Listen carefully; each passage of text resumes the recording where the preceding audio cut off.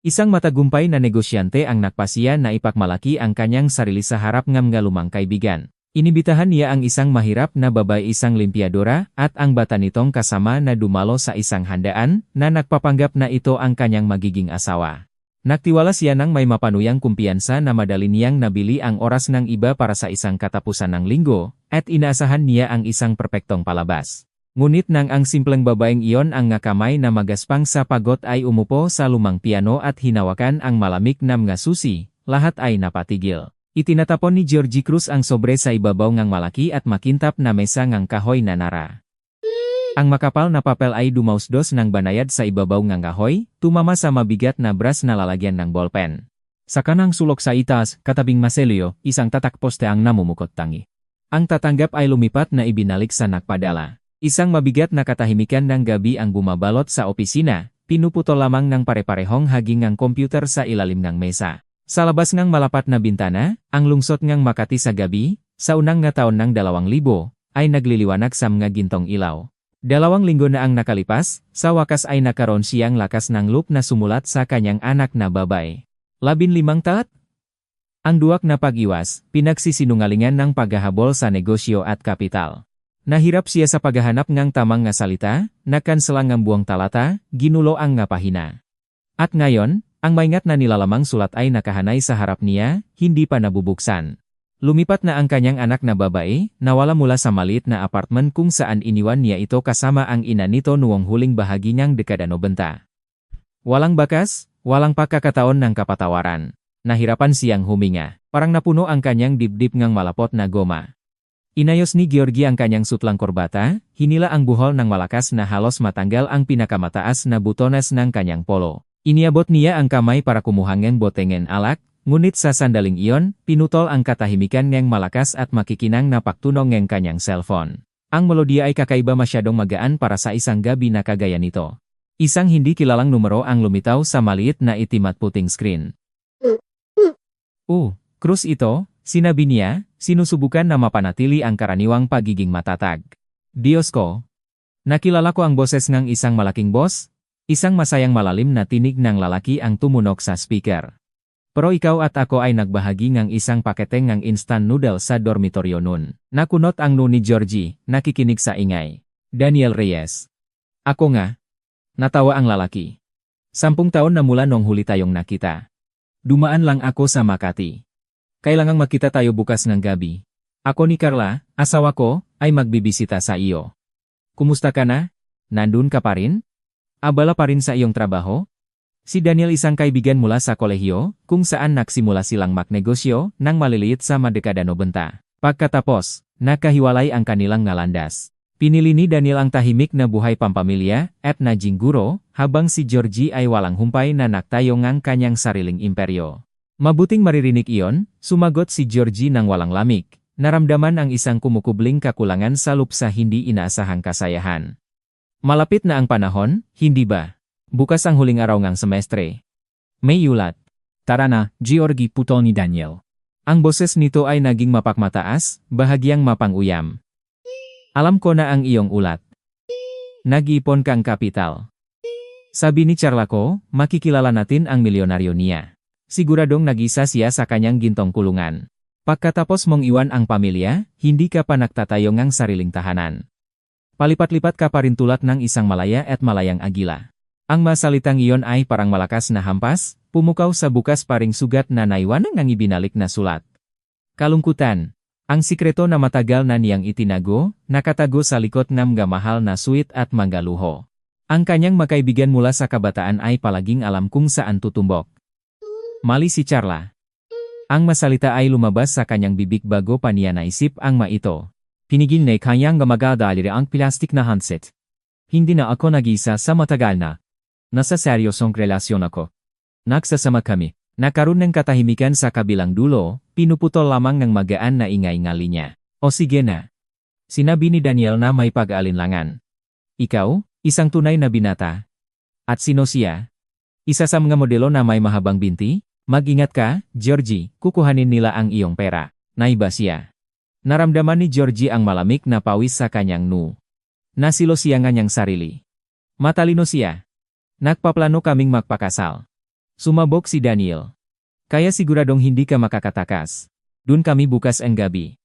Saan man pupunta ngayon? Walang daan pabalik. Ang pag-amin sa kasinungalingan na yon ay nangangahulugan ng pag-amin sa kahiyahiyang pagkabigo sa harap ng isang taong nun ay itinuturing niyang mas mababa sa kanya. Sa subdivision ng Corintian, sinabi ni Georgie ng paos. Ang bahay sa dulong ang daang iyon, likot ng ngapunong pino parating ako ng nga alas 7. Pinindot niya ang end button at itinapon ang telepono sa mesa. Bumangga ito ng malakas sa kahoy. Ano ang nagawa niya? Tumayo si Georgie sa kanyang upuan at lumakat patungo sa bintana. Ang refleksyon sa salamin ay isang matangkat na lalaki na may maaga pang puting buhok sa kanyang nga sentido, nakasuot ng perpektong tinahi na suot. Tagumpay. Kapangyarihan ngunit ganap na walang laman sa loop. Saan siya maghanap ng asawa sa loop ng 24 na oras? Hindi posible ang isang ahensya. Matalino si Daniel. Agad niyang makikita ang pagpapanggap ng nga nakabotox na labi at rehearse ng ngiti. Ang mga babaeng iyon ay hindi marunong makipag-usap ng matagal. Hindi nila alam ang kahulugan ng katotohanan. Ang pagtatanong sa isa sa mga empleyada ay katawa-tawa. Lahat sa opisina ay takot sa kanya. Sa likod niya, tinatawag nila siyang ang malamig. Ang sinumang shareholder, anumang subordinate, ay manginginig sa takot, at pagkatapos ay kumakalat ang tsismis sa buong lungsod. Bumukol ang dugo sa kanyang sentido. Kailangan niyang lumabas, humingang ang sariwang hangin. Iniwan ni Georgie ang opisina at pumasok sa mahabang koridor. Naka-off na ang pangunahing ilaw. Ang ma-emergency light lamang ang nag-ilaw. Ang mamalamig na ilaw ay nakahatid nga malabong nga anino sa dingding. Ang hangin ay may bahagyang amoy nga lumang papel, mga kasangkapan sa opisina na gumagana, at isang kayaayang kaunting halumigmig. Sa dulo ang koridor, isang basang tela ang nagpapaingay ng regular sa sahig. Huminto si Georgie. Isang babae na nakasuot ang madilim na asul na work jacket ay yumukot at nagpupunasan ng sahig. Gumagalaw siya ng magaan, hindi gumagawa ng anumang ingay. Isang timbangang tubig ang nakalagay hindi kalayo. Sa malabong liwanag, lahat ngang makikita niya ay ang kanyang magaang kayumangging buhok, nakatali ng simple at maayos. Nais niyang dumaan, sinusubukang lumakat ng tahimik, ngunit ang kanyang sapatos ay napadulas sa metal na hangganan ng pintuan. May malakas na ingay. Nagtuwid ang babae at humakbang pataas, nakapatong sa hawakan ng kahoy. Magandang gabi. Ang boses niya ay malalim at malinaw na nakagugulat.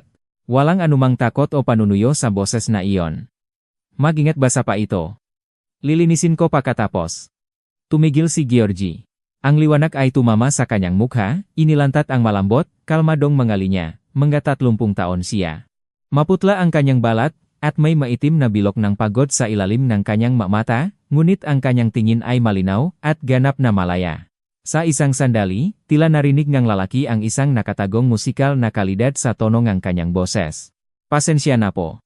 Yumukot siya, bigla siyang nakakaramdam ng kakulangan sa sarili. Nandun ka rito nang hindi pa matagal. Hindi kita naalala.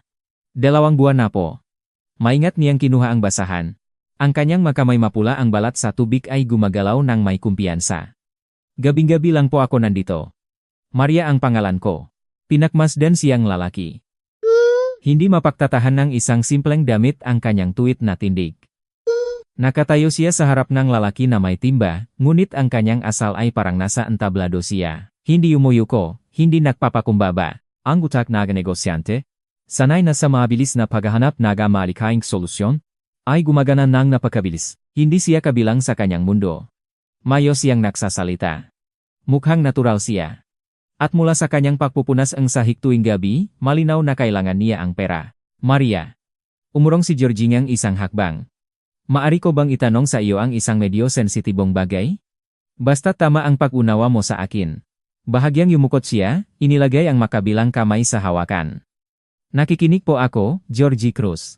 Ang katahimikang paraan ng pagtawag ng kanyang pangalan ay lalo pang nagdagdag ng kapangyarihan ng kanyang usapin. Nagpupunas ka ngang sahig tuwing gabi. Ipinapalagay ko ang buhay ay pinilit ka sa part-time na trabahong ito. Ang sulok ng kanyang labi ay bahagyang ngumiti isang ngiti na halos hindi mapansin. Hindi siya tumuto. Tama ang lalaki. Part-time din ako sa isang paralan. May pamangkin akong lalaki na kailangan ng pag-alaga. Mabilis siyang lumalaki, at alam mo naman ang masweldo sa gobyerno. Oh. Pinilit ka nito, tukma ni Georgie, at isang munting pag-asa ang kumislap sa kanyang puso. Maria, mayroon akong proporsyonal na alok para sa iyo. Isang ganap na hindi karaniwan. Handa akong bayaran kang katumbas ng iyong buong taunang kita sa paralan para lamang sa 3 araw na trabaho. Tumigil siya, sa ngiti. Pinigil na kanyang kamay ang mesa. Naintindihan ko iyan. Walang anumang lumalabag sa iyong dignidad, mabilis niyang idinagdag. Kailangan kong tulong sa pagganap, kung gusto mong tawaging ganon. Humakbang siya ng mas malapit. Bukas. Darating ang ilang lumang kaibigan na hindi ko maaring makitang mahina. Sinabi ko sa kanila na mayroon na akong kasintahan. Kailangan kitang sumama sa aking bahay sa probinsya at gumastos ang katapusan ng linggo bilang aking magiging asawa. Tinitigan siya ni Maria ng ilang segundo. Sa katahimikan, narinig niya ang isang patak ng tubig mula sa gilid ng timba na bumagsak sa sahig. Pagkatapos ay bahagyang ngumiti siya ngunit ganap na tapat. Tingnan mo ako. Narito ako. Saan ang iyong kasintahan? Mapula ang aking makamay sa tubig at deterjen. At ang aking magadamit ay hindi na uso. Matatawa sa iyo, ang iyong magkakaibigan. Maniniwala sa akin ang aking magkakaibigan, nakmadali siyang sabihin. Dahil toto ka. Makakatayo kang tuwid. At bukas ng umaga ay mamimili tayong damit. Umiling siya. Umurong isang hakbang. Ito ay katlokura. May pamangkin akong lalaki, si Miguel. 8 siyang taong gulang. Wala akong maiwan sa kanya. Dalhin mo siya, biglang sinabi ni Georgie. Malaki ang bahay. Sasabihin nating anak niya, at tatanggapin ko kayo parehong kasama niya. Pakisuyo, Maria. Miguel. Pakisuyo, ang boses niya ay pulos sa sarili niyang tainga. Tumingin si Maria sa kanyang kamay. Buong taunang kita. Ito ay bagong salamin para kay Miguel. Ito ay mainit na terno para sa taglamig. Ito ay pagkakataon na maipsan ang alalahanin sa pera, kahit pansamantala. Mangangako ka bang mananatiling lihim ang kasunduang ito sa pagitan nating dalawa? Sa wakas ay nagsalita siya, ang boses ay tuyo at matibay. Ibibigay ko ito sa iyo, at isang palabas lamang ito. Huminga ng dahan-dahan si Maria. Sige, sumasangayon ako, ngunit binabalaan kita hindi ako magaling umarte. Hindi mo kailangang umarte, malambot niyang sinabi. Maging ikaw lamang. Malabo ang langit kinabukasan. Mga mababang kulayabuhing ulap ang bumabalot sa mga bubong ng ngalumang gusali sa labas ng Makati. Nilagyan ni Georgie ng sasakyan ang kanyang matingkat na itim na sedan katabi ng nabubulok na harapan ng gusali at pinatay ang makina. Ang pamilyar na amoy ng mahal na katat at malapot na itim na kape ay pumuno sa maluwag na loop ng sasakyan. Ngunit nang ibuksan niya ang bintana, pumasok ang isang malamig na taglagas na hangin, na nagdadala ang emoy ang basa na aspalto at tuyong dahon. Tumingin siya sa kanyang mabigat na relo. 15 minuto bago mag-alas 10. Isang kumukubling kakulangahan ang lumalaki sa kanya. Ang tila isang mahusay na estratehikong hakbang noong isang gabi ay mukhang isang kaawa-awang pagsusugal sa liwanag ng malabong araw na ito. Isang matagumpay na publisher, isang lalaking may matinding temperamento na pinaksitsisman ng buong lungsod, ay nakaupo sa patio ang isang residential complex. Nahintay sa isang limpyadora para bumili para sa kanya ngang ilusyon ng kaligayahang pampamilya. Bumukas ang pinto ng may mabigat na pakalatak, nagpapaingay ang bisagra. Lumabas si Maria sa balkonahe. Sa sikat ng araw, wala na ang maluwag na work jacket, ganap na naiba ang kanyang hitsura. Nakasuot siyang simpleng sandstone na kulay na jacket na lumang moda na, ang laylayan ay nagpapalipat-lipat sa hangin. Ang kanyang buhok ay maayos din. Ngunit ngayon ay napansin ni Georgie ang maaga pang mga puting buhok, marangal na naroron dito. Isang batang lalaki ang naglakad sa tabi niya, hawak ang kanyang kamay ng mahigpit. Bumaba si Georgie mula sa sasakyan. Ang kanyang ngasuwelas ay nagsimulang lumapat sa magaspang na graba malapit sa daan. Ang malamig na hangin ay kumisap sa kanyang pisngi. Magandang umaga. Ang boses ni Maria ay pantay-pantay, wala na ang kahit na aninong ang kaguluhan noong isang araw. Pinanatili niya ang tahimik na dignidad na gumawa na impresyon sa kanya sa bakanteng koridor na opisina. Magandang umaga, Maria. Ibinaling ni Georgie ang tingin sa batang lalaki. Nakasuot ng mainit na polyester jacket ang bata at makapal na velvet na pantalon. Sa kanyang ilong ay may makapal na plastik na salamin, ang makabilang gilid ay maingat na nakatapeng maitim na tape halata ngunit maingat na ginawa. Tinitigan ng bata ang estranherong lalaki ng seryoso, matanda, at puno ng pokus. Ito si Miguel, sinabi ni Maria, malambot na hawak ang kamay ng pamangkin. Lumuhod si Georgie sa antas ng bata at iniabot ang maluwag na palat. Ikinagagalak kong makilala ka. Georgie Cruz ang pangalan ko. Tumingin si Miguel sa dinya saglit, parang humihingi ng pahintulot, pagkatapos ay inilagay ang kanyang maliit na kamay sa kamay ng lalaki. Ang pakikipagkamay ay medyo matatak para sa isang 8 taong gulang. Ikinagagalak ko rin po, magalang na sumagot si Miguel. Sinabi ni Tita Maria na bibisita tayo sa kanyang bahay sa labas ng lungsod. Tama. Tumayo si Georgie, bahagyang nahihiya sa batang salobin. Una. Kailangan nating huminto sa isang lugar. Halika na. Isang mahigpit na katahimikan ang bumabalot sa loop ngang sasakyan, pinuputol lamang ng malalim na ugong ngang makapangyarihang makina. Maingat na inilayo ni Georgie ang sasakyan, mula sa patio patungo sa sentro ng lungsod. Umupo si Maria ng tuwid at hindi gumagalaw sa harap na upuan, ang makamay ay nakatiklop sa kanyang hita. Hindi siya sinisiyasat ang maluho na loop, ni hindi nagtatanong ng anumang hindi kinakailangang tanong.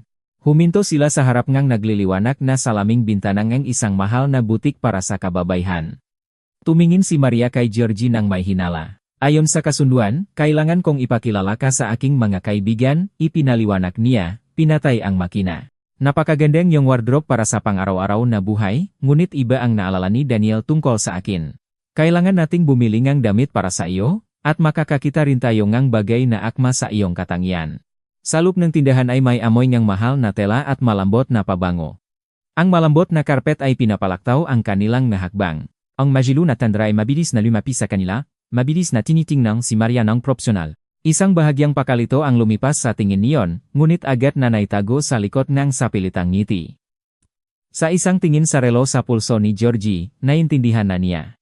Naghahanap tayo ng gown, isang bagay na marangal, sabi ni Georgie ng tiyak, humakbang patungo sa makukulay na rak ng gabit studded na gown.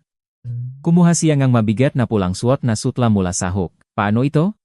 Humakbang si Maria ng mas malapit. Hindi siya nagreklamo ni nagtalo sa harap ng tindera. Malambot lamang niyang hinawakan ang manggas ng jaket ng lalaki at nagsalita ng dahan-dahan, sapat lamang para marinig niya. Georgie Cruz, inibitahan mo ang mga lumang kaibigan sa bahay. Kilala nila ikaw sa maraming taon. Kung maisip mong may babaeng naka-red silk na maari, gumaganda tulad ng isang manekin sa isang tindahan, agad nilang makikita ang pagpapaimbabaw. Ang iyong imahinasyon na babae ay dapat mukhang katulad ko sa mukha at edad. Hindi sa kapal ng iyong pitaka. Hayaan mo akong pumili. Dahan-dahan, ibinaba ni Georgie ang hook. Ang salita ng babae ay puno ng matinding lohika. Sanay siyang lutasin ang mga problema gamit ang pera, ibuhos ang ginto doon, ngunit ang pamamaraang ito ay nabigo ng lubos. Sige, yumukot siya ng maikli. Pumili ka. Habang nasa fitting room si Maria, nanatili si Georgie sa waiting area kasama si Miguel. Umupo ang bata ng tahimik sa malambot na sofa sa kanyang mainit na damit, binabago ang isang makintab na magazine. Tumitik si Georgie sa likod ng upuan, kung saan nakabitin ang lumang jacket ng bata. At sa sandaling iyon, bumalik ang nakaraan. Isang malinaw na imahe ang lumitaw sa kanyang alaala. Isang maliit na pulang jacket na may puting kolar na balahibo. Binili niya ito para sa kanyang anak na babae noong 1988, matapos ang mahabang pila. Dinala niya ito sa bahay, at ang bata ay nakapaligid sa malabo na salamin sa makitit na koridor, tumatawa ng malakas. Iyon ang kanilang huling taglamig. Isang buwan pagkatapos, tinipit niya ang kanyang magamit at isinara ang pinto, iniwan ang asawa at anak para maghabol ng huwat na kalayaan ng negosyo. Isang mabagal, masakit na kirot ang kumalat sa buong kanyang dibdib, na nagpapahirap sa kanya na huminga ng buo. Naramdaman niya ang pagkalugi na ito hindi bilang isang abstraktong pagkakamalingang kabataan, kundi bilang isang tunay na taong buhay at nabubuhay na kanyang pinalis mula sa kanyang buhay. Bigla siyang lumikot at umubo para alisin ang hindi kanais-nais na imahe. Isang magaan na kaluskos ng tela. Lumabas si Maria mula sa fitting room. Nakasuot siyang makapal na velvet na damit, malalim na kulay teal. Mahabang manggas, malalim na lake, malambot na sinturon na nagpapatingkat ng baywang. Walang kikinang, walang kalabisan. Ngunit ang madilim na kulay na iyon ay nagpapagliwanag sa kanyang muka ng kamangha-mangha, at ang kanyang mata ay may mayamang, halos mahiwagang kulay and kagubatan sa taglagas. Pinalitan niya ang estilong ng buhok. Sa halip na mahigpit na bun, ang kanyang buhok ay ngayon ay maayos at malambot sa likod ng batok. Nanginig si Georgie ngang isang sandali. Nakatayo sa harap niya ang isang babae na hindi mapapagod sa isang timba at mop. Isang dama ang nakatayo sa harap niya, kakaibang naliligaw sa isang industrial na lungsod. Sige ba? Tanong ni Maria, bahagyang nahihiya, inayos ang kanyang manggas. Perpekto, iyon lamang ang masabi niya. Isang oras pagkatapos, matapos malagyan ang maramihang bag ng bagong damit sa trunk kasama ang mainit na sweater at bagong sapatos para kay Miguel umalis silangang lungsod. Ang asphalt road ay nagbigay daan sa isang maayos na konkreto na daan na napakalalim sa isang makapal na kagubatan ng pino. Ang ingay ngang lungsod ay naiwan na sa likod. Idinigdik ni Miguel ang kanyang nga mata sa salamin ng bintana, tinitingnan ang matatandang puno na sulyap-sulyap. May ligaw na hayop barun? Tanong ng bata. Ang tingin ay nakatak sa kagubatan. Siyempre naman. Sumagot si Georgie. Maingat na kumukurbada. Bukas ngang umaga ay maari tayong pumunta sa bird feeder. Ang maardilya ay madalas na lumitaw doon. Kung tahimik ka, kukuha silang ngang manimula sa iyong kamay. Talaga po. Lumingon si Miguel, ang mata ay nakliliwanag. Banayat na ngumiti si Maria, haplusin ang balikat ng pamangkin. Isang tahimik na pakiramdam, halos kapayapaan, ang bumabalot ganap na bago para sa araw-araw na mundo ng negosyante. Ang matas na bakod ng exclusive subdivision ay banayad na bumukas. Pinalwalan ang sasakyan. Ilang minuto pagkatapos, huminto si Georgie sa harap ngang malaking mansyon na bato. Ang bahay ay gumagawa nga matibay na impresyon dahil sa laking katangian nito. Mahigpit na geometric na linya, madilim na panoramik na bintana, isang perpekto ngunit walang sigla na laon. Walang kahoy, walang halaman. Isang monumento sa perpektong kagustuhan at ganap na pag-iisa. Lumabas si Maria mula sa sasakyan. Mas malamig ang hangin sa labas ng lungsod. May amoyeng madahon ng pino at basa na lupa. Nakatuon siya ng matagal sa harapan ng gusali, nakbalot ng matandang jacket sa kanyang katawan. Kahanga-hanga ang lugar na ito. Sa wakas ay nahanap niya ang tamang salita, sinusubukan na huwag makasakit ng sinuman. Kinuha ni Georgie ang ngabak mula sa trunk. Walang laman, Maria, paus niyang sinabi, nagulat sa sariling katapatan. Bigla siyang naramdamang labis na hiya sa kanyang malamig na palasyo sa harap ng babaeng ito. Maligayang pagdating sa aking tahanan. Ang mabigat na ok na pintuan ay bumukas ng may banting na klak na tunog, punong kasiyahan. Isang sariwang taglagas na hangin ang pumasok sa maluwag na koridor. Nagdadala ang ilang tuyong dahon na sinalihan ang hangin mula sa kalye sa perpektong marmol na sahig. Pumasok si Georgie sa pintuan, inakay ang mabisita sa loop. Tinanggap silanggang bahay ng may kakatuwang katahimikan at kalamigan. Ang hangin ay may amoy ngang mahal na polis para sa muebles at ang amoy ngang bakanteng espasyo. Iyon ang amoy ngang na luxury hotel room, kung saan walang nananatili ng higit sa ilang araw. Sa malabong liwanag, ang makintap na linya nga sofa ngatad, ang pakislap nga krom na detalye, at walang hangganang walang laman na ibabaw, ay lumitaw ng malinaw. Tumigil si Miguel sa pintuan, mahigpit na yakapin ang kanyang bag. Ang bata, sa kanyang bagong makapal na sweater, ay mukhang maliit laban sa maluwag na koridor. Nakalingon siya sa paligid ng maingat, parang natatakot na maistorbo ang katahimikan ngang parang museo. Pumasok ka. Huwag kang mag-atubili.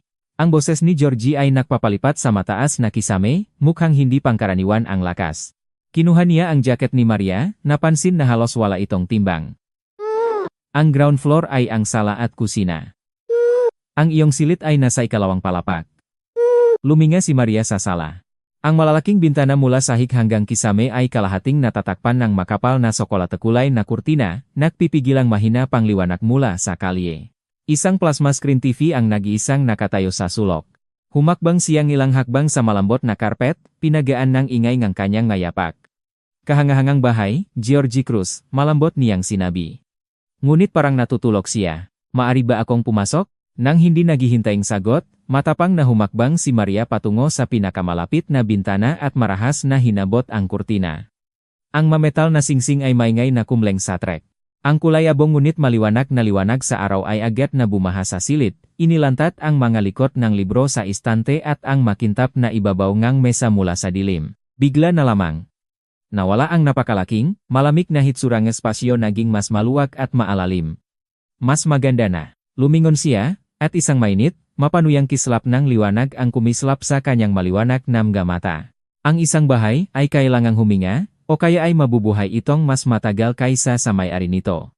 Namangha si Georgie, na biglang ang katumpakan ng kanyang nga salita. Sa nakaraang 5 taon, ganun ang kanyang ginawa. Umalis siya ng maaga at bumalik ng huling gabi para lang bumaksak sa kama.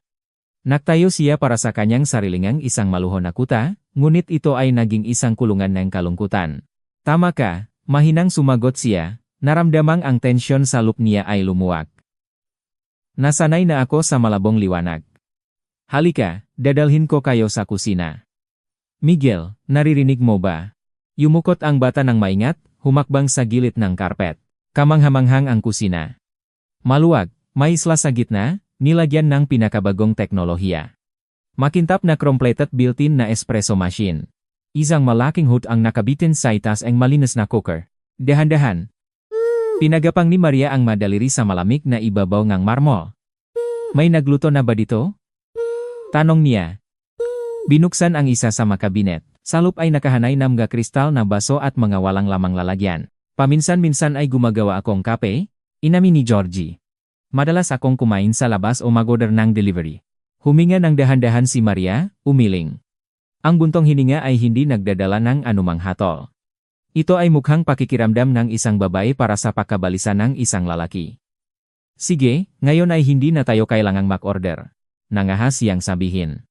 Kumuha siyang maliit na tela na bag at isang bote ng salamin mula sa kanyang bag. Ang aking kapitbahay sa palapak ay isang herbalist. Ito ang tunay na bundok na thyme at peppermint. At counting strawberry jam. Kailangan nating magpainit pagkatapos ngang mahabang biyahe. Nasaan ang kettle? 10 minuto pagkatapos, ganap na nagbago ang hitsurang ang kusina. Isang metal na kettle, nahanap sa kaibuturan ng isang cabinet, ay dahan-dahang kumukulo sa kalan. Puno ng masarap na maalat at matamis na amoy ng pinainit na damo at strawberry ang espasyo, dahan-dahang pinupukaw ang malamig na amoy ng bakanteng silit. Umupo si Georgie sa counter, pinakmamasdan ang babay. Gumagalaw si Maria sa hindi kilalang kusina ng madali at natural, hindi nagpapakita kahit anong kaguluhan. Nagbuhos siya ng mainit na tubig sa matasa at naglagay ng maliit na mangkok ng jam sa harap ng gadiche. Ang malambot na porselanan ng mga tasa ay bahagyang tumama sa marmol na mesa. Ang nasimpleng tunog na iyon ang daloy ng tubig, ang pakleng ng kutsara, ang magaan na yapak ay nagepekto kay Georgie ng mas malakas kaysa sa anumang sisi. Iyon ang tunog ng tahanan. Ang tahanang wala na siya sa maraming taon. Ang mukhang kanyang anak na babay ay muli na namang lumitaw sa kanyang isipan. Ang bata ay halos kapwa gulang ni Miguel ngayon, nang mag-impake siya. Mahilig din ang bata sa strawberry jam at palagi itong nagtatago ang jam sa baba. Naalala niya ang kanyang dating asawa na mahinang humuhuni habang pinupunasan ang mukha ng anak gamit ang basang tela. Voluntaryo niyang ibinigay ang simponyang iyon para sa nakakainis na katahimikan ng opisina at kaluskos ng papel na pera. Nagpiga siya ng ngipin ng husto kaya masakit ang kanyang kasukasuan. Ang etsong ang sakit ng iba. Ang sakit na dati ay nagawa niya sa maminahal niya, ay bumabalik ngayon, malakas na tumataginting sa mabakanteng dingding ng mansyon. Ang malambot na boses ni Georgie at Maria, ang humila sa kanya mula sa pagkamanhit. Itinulak niya ang isang tasa ng teh sa patungo sa kanya, mainit at nagbobosyo. Ano ang iniisip mo? Uminom ka habang mainit pa. Salamat. Itinaas niya ang tasangan tsaa, naramdaman ang init na kumakalat sa kanyang balat. Ang herbal na tsaa ay manghang sa kanyang dila, nagpapaalis ng kaaya-ayang mapait na amoy ng time. Iyon ang lasa ang simpleng, walang karangyaan na buhay. Alam mo, Maria, isang salamangkara ka. Kalahating oras ka lang nandito at hindi nakatulad ng isang libingan ang bahay. Umupo siya sa tapat niya, ang likod ay eleganteng tuwid. Ang isang bahay ay nangangailangan ng gatao at ng bagay na nagtataglay ng kasaysayan nito. Darating ang iyong bisita bukas ng gabi. Paano tayo kikilos? Kailangan nating makasundo sa madetalyeng kwento para maiwasan ang kahit anong kahihiyan. Bahagyang natawa si Georgie, kahit hindi siya talagang natutuwa. Si Daniel ay napakacuryos. Profesor siya sa universidad. Sanay siyang huliin ang mga estudyante sa maliliit na detalye. Kailangan nating mag-isip ng kwento kung paano tayo nakakilala isang makatwirang kwento. Hayaan nating isang pagkakataon, mahinang sinabi ni Maria, ang daliri ay sumusunod sa gilid ng tasa. Nagtakpo sa isang bookstore. Halimbawa, sabay tayong kumukuha ng parehong aklat. Ikaw ay isang publisher pagkatapos ng lahat. Ito ay malapit sa iyong interes. Bigyan mo akong koleksyon ng Rizal. Rizal. Nagtaas si Georgie ng kilay. Oh, ang kaligayahan ay pumupunta lamang sa mga nag-aral. Nabasa mo na ba? Tapat lang, matagal na akong hindi nagbabasa ng klasiko. Si Miguel, natahimik na kumakain ng jam hanggang sa sandaling iyon, ay biglang itinaas ang ulo. Mayroon ka bang silit aklatan? Si Tita Maria ay nagbabasa sa akin tuwing gabi bago matulog, ngunit nagdala lang kami ng isang aklat tungkol sa Indio. Mayroon kaming silid aklatan. Yumukod si Georgie nang mapagpala patungo sa malaking frosted glass na pinto sa dulo ng koridor. Isang buong silid. Ang mga aklat dunay panggunahing para sa display. Binili ko ang gamagayto sa set mula sa magantikwa dealer. Ngunit maaari kang pumili gaano mang gusto mo. Maingat na pinunasan ng bata ang kanyang bibig ng tissue, magalang na nagpasalamat sa lalaki para sa tasa ngang saa, at dahan-dahang lumakat patungo sa silid aklatan. Nag-isa na lang si Georgie kasama si Maria, at naramdaman niya ang matinding pagnanais na maging tapat. Ito ay isang kakaibang pakiramdam. Hindi siya sanay na magbukas sa mga estranghero, ngunit ang babaeng ito, na may matalaong tingin na nakaunawa sa lahat, ay tila nagalis ng isang hindi nakikitang baluti niya. Nahihiya ako, Maria, bigla niyang malambot na sinabi, nakatitig sa kanyang maitim na herbal na tsaa. Hindi siya naputol, tiling tumango lamang. 45 taong gulang ako. Pamamahalaan ko ang 200 tao. Ang aking bangkakan ay nagpapahintulot sa akin na bumili ng anumang ari-arian sa bansang ito. At para magamoy taya ang aking tahanan, kailangan ko pang umarkilang nga babaeng nagpupunas ng sahig ng aking opisina. Tumingin siya sa kanya ng may mabigat, mapanghimaksik na tingin. Gusto ni Daniel na makakita ng matagumpay na tao, ngunit ang tagumpay ay ilusyon lamang. Binibili ko ang ilusyong ito mula sa kanya para sa katapusan ng linggo, at ito ay kasuklam-suklam. Dahan-dahan ang lumipas ng Sabado nga hapon, nagbibigay daan sa takip silim. Ang hangin sa maluwag na kusina ay puno ang masarap na amoyng lutong pagkain, pinipigilan ang natitirang panlasa ang panlabas na karangyaan. Ang litson na may damo ay nagpapaingay sa oven. Ang sabaw ay dahan-dahang kumukulo sa kalan. Nakatayo si Georgie sa marmol na cooking island, mahina na hawak ang itim na hawak na kutsilyo. Isang tumpok ngang hindi panalinis na patatas ang nakapatong sa harap niya. Ang basa at magaspang na balat ay nagtatago en dumi sa kanyang nga daliri. Sinubukan niyang balatan ang maito ng malinis, ngunit ang talim ngang kutsilyo ay malalim na pumasok sa laman, halos kalahati ngang isang patatas. Ang dilaw na katas ay tumilapon sa kanyang mahal na polo. Kung magpapatuloy ka diyan, Georgie Cruz, ang aming side dish ay magiging alaala lamang. Ang malambot na boses ni Maria ay pumuputol sa kanyang walang kakayahang pakikipaglaban sa patatas. Lumapit siya, kinuha ang pinindot na patatas mula sa kanyang kamay. Nakasuot siya ng simpleng linen na apron na nahanap sa isang sulok ng pantry. Isang butones ng kolyongtil na damit niya ay maingat na binuksan, para hindi mahigpitan ang galaw. Pamamahalaan ko ang isang publishing house. Nagmamaktol siya. Nararamdamang tangangunit sabay na nagugulat sa sariling kapayapaan, pamamahalaan ko ang malalaking print runs, at hindi ko maayos ang isang ordinaryong gulay. Malambot, walang pagsisikap, ginagalaw ni Maria ang kutsilyo sa bilok na paraan. Ang balat ng patatas ay nagsimulang mahulog sa lababo sa isang manipis na patuloy na spiral. Ang publishing ay isang sistema, sinabi niya nang hindi itinaas ang ulo mula sa trabaho.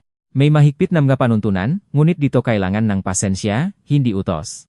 Ang buhay ay bihirang sumunod sa isang business plan. Sanay kang ihubok ang lahat upang akma sa iyo, ngunit dito ay kailangan mo lamang sumunod sa anyo. Subukan mo ulit, huwag masyadong pitpitin.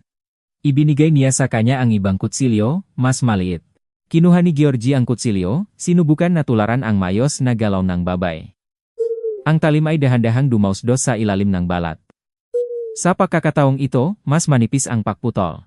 Ang amoy ngang hilaw na patatas, maanghang at malansa, ay kakaibang nagbabalik sa kanya sa napakalayong nakaraan, sa makitit na kusina ang maliit na apartment. Katulad ng paraan ay tumulong siya sa asawa sa paghahanda ng hapunan. O sa palagay niya, tinutulungan niya. Ang etsyong ng kasalanan ay muli na namang kumalong sa kanyang dibdib, isang mabagal at mapilit na pamimili. Napagtanto niya na sa nakaraang 15 taon, namuhay lamang siya sa walang kaluluwa na pagkain sa mga restauran o sa tuyo na tinapay sa opisina. Alam mo, malambot na sinabi ni Georgie, nahugas ng dumi sa kanyang nga daliri sa malamig na tubig, palaging ininggit ni Daniel ang aking kalayaan. Nang maarong kolehiyo, nagbabahagi kami ngang bawat sentimo hanggang sa makatanggap ng scholarship. Pagkatapos ay lumipat ako sa komersyo at nanatili siya sa kanyang departamento. Nagpakasal siya kay Elena. Siya ay isang makapangyarihan at maingay na baba. Madalas niyang ipagreklamo na namumuhay siya sa ilalim nege kontrol nege iba. Ako naman ay palaging ipinakmamalaki ang hindi pag-asa sa sinuman. At ngayon ay naniniwala ka sa ilusyon ng pag-asa upang patunayan na mali siya. Pinalis ni Maria ang ngabalat sa basurahan. Ang ingay ngang pagbagsak ay malakas sa katahimikan na sumunod. Ngayon naiintindihan ko na ang aking kalayaan ay isang magandang salita lamang para sa kawalan. Tumingin siya sa kanya ng may matalim at maingat na tingin. Walang simpatiya o paghatol sa loob nito, isang malalim at matinong pag-unawa lamang. Ang ilusyon ay babagsak, Georgie Cruz, maga o malaunan. Ang mahalaga ay may isang bagay na tunay na natitira sa ilalim ng guho.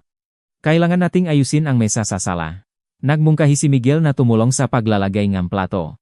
Yumukot si Georgie, pinunasan ang kanyang kamay gamit ang linen na tela. Kukuha ko ng mantel at baso, at habang ginagawa iyon, pumili ka ng aklat para sa ating legendang kwento. Sinabi ko na sa iyo, ang silitaklatan ay nasa dulong koridor. Mayroon doong ilang lumang koleksyon ng Rizal. Kunin mo ang anumang gusto mo. Inayos ni Maria ang kanyang apron at pumasok ng malalim sa bahay.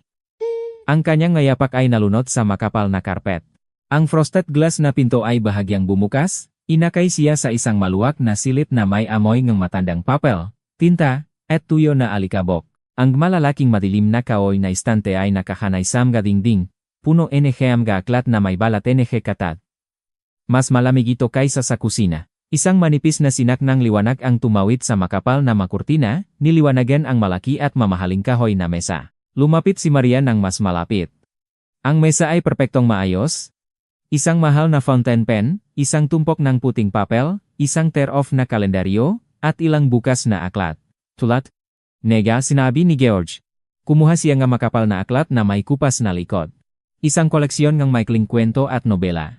Itinulak ni Maria ang aklat patungo sa gilid ng mesa, at sa sandaling iyon, isang maliit na piraso ng cardboard ang dumausdos mula sa ilalim ng makapal na takip. Isang litrato ang panayat na dumaustos sa makintab na ibabaf ng mesa. Natigil si Maria. Ang litrato, dilaw na at kumupas, ay nagpakita ng isang batang babae na may halos 5 taong gulang. Nakatayo siya laban sa labing dingding ng isang matandang bahay, nakasuot ng isang masayang winter jacket na may puting kolar. Nangiting masaya ang bata sa ilalim ng maliwanag na sikat ng araw. Sa likod, sa asul na tinta, sa malakas at makulimlim na sulat ng lalaki. Ang aking alis. 1988. Ang piraso sa isipan ni Maria ay agad na nakaysa. Ang malamig na hitsura ni Georgie. Ang kanyang malaki at bakanteng bahay, ang kanyang mahina, halos natatakot na reaksyon kay Miguel, at ang desperadong pagnanais na patunayan ang kanyang halaga sa personal na buhay sa harap ng kanyang kaibigan. Hindi lamang siya isang tunay na binata. Siya ay isang lalaking nang minsan ay inabandona ang kanyang sariling anak, at ngayon ay nakdurusa sa makahihinatnan, sinusubukan na gamitin ang pera at katayuan para tubusin ang sarili. Naging mabigat ang hangin sa silitaklatan, mahirap lumabas. Naalala niya ang kanyang kapatid na lalaki, ang ama ni Miguel, na namatay 5 taon na ang nakalipas. Naalala niya ang nga araw na kumakatok siya sa mga opisina ng social welfare, nagpapatunay ng karapatang mag-alaga ng pamangkin habang sinusuri ng nga opisyal ang kanyang mababang sweldo bilang guro. Handa siyang ibigay ang lahat upang mabuhay pa ang ama ni Miguel. At ang lalaking nakatayo sa kusina niya ngayon ay voluntaryo niyang iniwan ang kanyang kayamanan. Kumalaykay ang pintuan sa likod niya. Napangit ang mukha ni Maria nang lumingon. Nakatayo si Georgie sa pintuan. Hawak niya ang tumpok ng puting linen na servileta. Ang kanyang tingin ay nakatutok sa mesa, direkta sa litrato na bukas. Ang servileta ay nahulog mula sa kanyang mga kamay nang may magang na kaluskos at bumagsak sa sahig. Ang katahimikan sa silid ay naging nakakatakot, halos hindi na matiis. Ang muka ni Georgie ay agad na namutla. Ang kanyang nga ekspresyon ay naging matigas, parang isang walang buhay na gypsum na maskara. Ikaw. Ang boses niya ay naging isang masakit na bulong. Hindi ka dapat makakita niyan. Hindi lumingon si Maria. Nakatayo siyang tuwid, ang magaliri ay nakalagay sa gilid ng mabigat na mesa. Dalawang emosyon ang nagtatalo sa loob niya. Ganap na paggamak para sa lalaking nag-iwan ng pamilya, at isang malalim na habag. Halos pagmamahal ng ina para sa sakit na malinaw na nakikita sa mukha ng lalaki. Hindi ko hinanap ang larawang ito, Georgie Cruz. Ang kanyang boses ay pantay-pantay, ngunit nagpatuktok ng tono na karaniwang ginagamit ng mga guro sa mamasamang estudyante. Nahulog ito mula sa aklat. Itinago mo ba ito doon na para hindi ka na nito mahanap? Hindi siya sumagot, kumuha ilang mabibigat na hakbang, lumakpas sa manahulog na servileta, at nang hindi tumingin kay Maria, kinuha ang litrato. Ang kanyang mahabang daliri ay bahagyang nanginginig habang maingat, halos may kabanalan, isinasuksok ang parihaba na cardboard sa loob ng kanyang jacket. malapit sa kanyang dibdib. Ito si Alice, ang aking anak na babae, paos na sinabi ni Georgie, nakatingin sa labas ng bintana, kung saan ang malalim na asul na takip silim ay dahan-dahang bumababa. 5 taon ang bata nang umalis ako. Nakatira kami sa isang maliit na apartment. Palaging kulang ang pera. Gusto kong kalayaan, gusto kong negosyo. Para sa akin, ang pamilya ay parang isang angkla na humahatak sa akin pababa. Bigla niyang lumikot. Ang kanyang mga mata ay nakliwanag na may pakamit, at nakamit ko ang lahat ng bagay. Naktayo akong imperyo. Mayroon akong ngaakon, impluensya, katayuan. Ngunit mahirap siyang lumunok lumabas na ang angkla ay hindi para hilahin ka pababa. Ginawa ito para mapanatili kang hindi maagos sa gitna ng malawak na karagatan, kung saan malamig na tubig lamang ang mayroon. Ang salita ay nahulog sa katahimikan ng silit-aklatan tulad ng mabibigat na bato. Naramdaman ni Maria ang isang bagay na nabulak sa loob niya. Ang imahingang palalo at mahinala na negosyante ay naging abo, iniwan sa harap niya ang isang lubos na mapalat na lalaki, nakakulong sa kanyang sariling ego. At saan na ngayon ang iyong Alice? Mahinang tanong ni Maria. Isinakop ni Georgie ang kanyang mukha sa kamay. Ito ay isang kilos ng ganap at hindi mapipigilan na pakawasak. Hindi ko alam, buntong hinga niya. Hindi ko siya nakita sa loob ng 15 taon. Nagpadala akong pera, maraming pera, inisip na ginagawa ko ang tamang bagay. At 2 linggo ang nakalipas, sa unang pagkakataon pakaraan ng napakatagal, sumulat ako, gusto kong humingi ng tawad. Kahapon, bumalik ito lumipat na ang tatanggap. Lumipat na sila, hindi ko alam kung saan. Naisip ni Maria ang bata na lumaki ng walang ama, isang bata na marahil palaging naghihintay ng ama sa bawat okasyon, nakikinig sa mga yapak ng ama sa hagdanan, hanggang sa isang araw ay napagtanto ang bata na, ang pisong nakalagay sa sobre ay ang tanging bagay na kayang gawin ng taong kanyang minahal. Ngunit sa harap niya ay isang lalaki na ang buhay ay naging isang seryengang masakit na pagsisisi. Inisip mo bang maaari kang gumamit ng pera para tubusin ang sarili? Ang boses ni Maria ay may pahiwatig ng kapaitan. Hindi ang bank account ang kailangan ng bata, Georgie Cruz. Kailangan nilangeng isang taong humahawak ng kanilang kamay kapag natatakot sila, isang taong nagpupuri sa kanila kahit na pangit ang kanilang nakaguhit na bahay. Ang kapatid ko ay namatay ng 3 pang taong gulang si Miguel. At alam mo kung ano ang naalala ng bata? Hindi ang malaruang binili ng ama para sa kanya. Naalala niya ang larawan ng amang nagdadala sa kanya sa likod. Iyon ang alaala na hindi mabibili ng pera. Lumapit siya sa lalaki. Darating si Daniel sa loob ng 1 oras. Hahanapin niya ang nakahinaan sa iyong depensa. Ngunit ang iyong pinakamahalagang kahinaan ay hindi ang kawalan ng kasintahan, ang takot mong aminin ang iyong mga pagkakamali, kahit sa iyong sarili. Nagtatago ka sa likod ng bahay na ito, sa likod ng iyong gasuet, sa likod ko. Hindi, matibay na sumagot si Maria. Ipagpapatuloy natin ang ating laro. Sasalubungin natin ang iyong bisita tulad ng napakasunduan. Ngunit kailangan mong pangakuan akong isang bagay. Tumingin siya ng direkta sa kanyang mata, at sa tingin na iyon ay ang matatak na lakas ng isang babaeng sanay na mabuhay sa mas mahigpit na mga kondisyon kaysa sa kanya. Bukas. Kapag iniwan natin ang lugar na ito, hindi mo pagdadasalaing sarili. Gagamitin mo ang lahat ng koneksyon, magtatanggap ng investigador, babaliktarin ang buong lungsod na ito, ngunit mahahanap mo ang iyong anak na babae hindi para sa kapayapaan ng iyong kaluluwa, kundi para sa kanya. Kailangan mong tumingin sa kanyang mata at sabihin sa kanya ang bagay na isinulat mo sa sulat na iyon. Pangakuan mo ako. Matagal na tumingin si Georgie sa kanya. Sa nakakatakot na katahimikan ng bahay, malinaw na narinig ang malayo ngunit malinaw na tawang boses ni Miguel. Nanonood ng TV ang bata sa sala. Ang masiglang at mainit na tunog na iyon ang patak na punong baso. Ipinangako ko, matibay niyang sinabi, halos hindi marinig. Yumukot si Maria, kinuha ang isang aklat ng Rizal mula sa mesa at lumakat patungo sa pinto. Tara na, Georgie Cruz. Siguradong naginit na yata ang ating litson, at hindi magtatambal ang mga servileta sa kanilang sarili. Kailangan nating maghanda para sa pagtitipon. Sa sandaling iyon, ang liwanag ng headlight ng kotse ay kumislap sa labas ng bintana, tumastas sa malabong gabi, lumukso sa makapal na mga kurtina. Nakabalik ang nakaraan sa tamang oras. Isang maingay at matagal na pagtunong ng panilya ang pumutol sa kapayapaan ng bahay. Ipinikit ni Georgie ang kanyang mata saglit, nagtipon ng lakas, pagkatapos ay humakbang patungo sa pinto. Isang malambot na dilaw na liwanag ang bumabalot sa koridor. Pinto lamang ng sala ang nagpapasok ng mainit na liwanag. Pinaikot niya ang malaking susi. 2 tao ang nakatayo sa pintuan. Si Daniel ay mukhang mas malawak ang balikat kaysa ng huling pakita nila. Ang kanyang buhok ay nakmanipis ng kapansin-pansin, inilantat ang isang kalbo na patch na sinusubukan niyang suklain sa isang gilid, hindi matagumpay. Nakasuot siya ng medyo mayos ngunit simpleng haba na jacket. Si Elena ang nakatayo sa kanyang tabi. Isang mataba na babae, nakabalot sa isang makapal na furchot. Isang alon ng matamis na mabangong pabango ang lumakas mula sa kanya, agad na pinuno ang espasyo, nilampasan ang bahagyang amoy ng lutong pagkain. Mabuhay, kapitalista! Malakas na idineklara ni Daniel, tumawid sa pintuan at binuksan ang mga braso. Ang kanyang boses ay umikot sa mataas na kisame. Isang malamig na hangin mula sa kalye ang pumasok sa bahay. Tinanggap ni Georgie ang pakikipakamay, napansin ang basa at malamig na mga daliring lumang kaibigan. Pumasok kayo. Magandang gabi, Elena. Nagagalak akong makita kayong muli. Siyempre hindi ka masaya, Georgie. Naramdaman ni Daniel ang isang kiliti sa likod habang nagtatanggal ng jacket, isang pamilyar na pakiramdam. Mayos ang lahat, kahit kahanga-hanga. Malinaw na nabubuhay siya para sa kanyang sarili, at walang tinanggihang kahit ano. At saan ang iyong hiwaga? Nag-isip si Lenita kung aling modelo ang naakay mo gamit ang iyong milyon-milyon. Hinila ni Elena ang linyang jacket, inilantat ang mabigat na gintong kwintas, at mabilis na tinanaw si Georgie. Pagkatapos ang mamahaling dingding ng sala.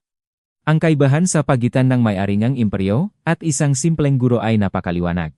Nagbibiro lang si Daniel, Georgie, dahan-dahan niyang sinabi, may bahagyang pagamak. Nabigla lang kami sa iyong balita. Sa sandaling iyon, lumabas si Maria mula sa arkong pintuan na papasok sa sala. Gumagalaw siya ng magaan at maayos. Ang velvet na telang til na damit ay sumasaklaw sa kanyang katangian, pinagana ang tuwid niyang tindig. Ang buhok ay nakatali ng maayos ngunit elegante, inilantat ang magandang linyang englig. Walang anumang karangyaan o palabas na tulad ng inaasahan ni Elena. Isang tahimik na dignidad lamang, hindi matitinag. Sumunod si Miguel sa kanya, agad na sa likod. Ang batang lalaki, nakasuot ng mayos na sweater, ay maingat na ikinabit ang mga kamay at maingat na tinitingnan ang mabisita sa pamamagitan ng kanyang salamin. Huminto si Daniel sa pagsasalita sa gitna ng pangungusap. Bahagya itong uminokoal. Si Elena naman, kabaliktaran nito, ay nagtuwid tulad ng isang asong-aso na nakamoy ng bagong amoy. Magandang gabi. Ang boses ni Maria ay malalim, mainit, at walang anumang pagkabigla, maligayang pagdating. Maria ang aking pangalan, at ito ang aking pamangkin, si Constantine. Lumakat si Georgie nang mas malapit sa kanya, at sa isang pagurong mula sa loop, ganap na nalimot ang kasunduan, malambot na inilagay ang kamay sa kanyang baywang. Mainit ang tela ng damit sa kanyang mga daliri. Mangyari kayong umupo sa mesa, mahinang sinabi niya. Ang hapunan ay handa na. Ang dining room ay nagdadala ng isang kapaligiran na nakalimutan na ni Georgie mula pa sa kanyang kabataan. Isang puting mantel ang nakakulak sa malaking madilim na mesa, na kadalasang bakante. Sa gitna ng mesa ay isang malaking platong litson, nagpapakalat ng masarap na amoy ng damo. Ang makristal na baso ay kumikislap sa tabi, nagpapakita ng liwanag mula sa nakabiting ilaw. Umupo ang bisita. Masayang nakupkop si Daniel ng kanyang plato, habang si Elena, naglalamunin lamang ng kaunting puting alak, nagsimula ng kanyang maayos na pag-atake. Ang pakleng ng hakubiertos at plato ay mukhang maingay para kay Georgie. Maria. Tinapik ni Elena ang kanyang labi gamit ang servileta, bahagyang iniling ang ulo, tapat lang, nagpapagana ka kay Georgie. Siya ay palaging mahiwagin. Paano mo nagawang malakpasan ang kanyang baluti? Saan kayo nakakilala? Sa isang eksklusibong kluba. Maingat na ibinaba ni Maria ang kanyang tinidor. Tumingin siya ng direkta sa mata ni Elena, hindi umalis sa tingin. Si Elena ay nasa isang bookshop. Ang parehong koleksyon ng Rizal ang kinuha ni Georgie Cruz, parehong aklat ang hawak ko. Alam mo, sa mamaabalang panahon, minsan ang mga aklat ang pinakamagandang lugar para makatakpo. Sumabog si Daniel sa tawanan. Halos nalaglag ang isda sa bibig. Rizal, huwag mo akong papatawanin. Si Georgie ay nagbasa lamang ng financial report at stock prices sa nakaraang 15 taon. Isa siyang matalinong tao sa bilang, hindi sa salita. Ang nasalita nga pigan ay umikot sa isipan ni Georgie. Hindi dahil ito ay kasinungalingan, kundi dahil ito ay ganap na katotohanan. Bigla niyang nakita ang kanyang sarili sa mga mataong ito. Isang tuyo, kalkuladong makina, Walang kakayahang ipahayag ang mga pinong emosyon. Ang kanyang mga nakaraang aksyon at mapanghamak na pagtingin ay ngayon ay bumabalik sa anyong panlalait mula sa mataong dating iniwan niya. Nagbabago ang nga tao, Daniel, sinabi ni Georgie, sinusubukan na mapanatili ang mahinahong boses. Ang kanyang nga daliri ay mahigpit na humawak sa tangkay ngang baso. Minsan ay kailangan mong huminto para mapagtanto na ang mga numero ay hindi magpapainit sa iyo sa gabi. Tumingin si Elena kay Miguel, na tahimik at maingat na kinakain ang kanyang side dish. Napakamagalang na batang lalaki, sinabi niya ng may pagbibiro, kahit may bahagyang pagpapanggap sa tono. At ikaw, Miguel, siguradong masaya ka dahil ang tiya mo ay may mabuting kasintahan. Pagkatapos ng lahat, ito ay isang ganap na kakaibang buhay. Isang mahigpit na katahimikan ang bumabalot sa dining room. Naramdaman ni Georgie ang isang mabagal na galit na lumitaw sa loob niya. Tinutumbok ni Elena ang kanyang pinakamahina, inirerekomenda ang kagalingan ni Maria, ang paggamit ng bata para makamit ito. Ngunit si Miguel, inaayos ang kanyang salamin gamit ang tapunan ng ilong na nakatap, ay tumingin kay Elena ng seryosong ekspresyon. Napakabait ni Georgie Cruz, ang malinaw at tapat na sagot ng bata. Hindi siya galit sa akin nang hindi ko matuwid ang pahiwang ng patatas, at marami siyang aklat. Ang simpleng at tapat na sagot na ito ay nagulat sa lahat. Nagmaktol si Daniel, nakatitig sa kanyang plato, at nagna si Elena sa kanyang perpektong ngiti. Bahagyang ngumiti si Maria sa kanyang pamangkin at tumingin kay Elena. Iba ang pagtingin ng mabata sa mabagay, mahinang sinabi niya. Hindi sila tumingin sa presyo, kundi sa magawa. Mabilis na nagbawi si Elena, at nagpasiya na baguhin ang taktika. Ngunit, Maria, patawarin ang aking pagtataka. Ano ang iyong ginagawa? Mayroon kang isang napakaklasikal na hitsura. Isa kang art historian, nagtatrabaho sa isang gallery. Nagtuturo ako ng piano sa lungsod na music school, mahinang sumagot si Maria, hindi nagpapakita ng anumang hiya. Tinuturuan ko ang nga bata kung paano makinig at maunawaan ang musika. Nagtaas ang kilay ni Elena. Muli niyang tinanaw si Georgie, pagkatapos ang nga mamahaling dingdingang sala. Ang kaibahan sa pagitan ng may-aring amperyo at ng isang simpleng guro ay napakalinaw. Sa isang giparalang gipanggestado, matagaw na sinabi ni Elena, kamangha-mangha. Siguradong napakasereno. At ipinapalagay ko na hindi ito kumikita sa mahirap na panahon na ito. Kailangan ng maraming tapang para pumili ng ganitong landas kapag lahat ng tao sa paligid mo ay nag-ipon ng kapital. Humakbang pasulong si Georgie, nagnanais na mahigpit na sumalungat sa bisita, ngunit mas mabilis si Maria. Ang sining ay bihirang sinusukat ng pera, Elena. Ang kanyang boses ay bumaba ng kaunti, naging hindi inaasahang malalim at makapangyarihan. Ito ay sinusukat sa pamamagitan ng kung ano ang nananatili sa isang tao pagkatapos na tuluyang tumigas ang huling nota. Ang pera ay maaaring kitain, mawala, at may punin ulit. Ngunit kung may kawalang laman sa loob, walang bank account ang makapupuno nito. Mas gusto ko ang magturo sa mga bata tungkol sa kagandahan, kahit hindi ito nagdadala ng bundok ng ginto, kaysa namumuhay sa kayamanan ngunit may puso na kalas. Tumingin si Georgie sa kanya, at isang matinding pagpapahalaga, tapat na halong kahihiyan ang pumasok sa kanya. Hindi siya nagpapaliwanag para sa kanyang sarili. Siya isang babay na may makalus mula sa trabaho ay nagtatanggol sa karapatang mabuhay nga laki sa harap ng niyang mismong nga kaibigan. Hindi siya nagdadrama.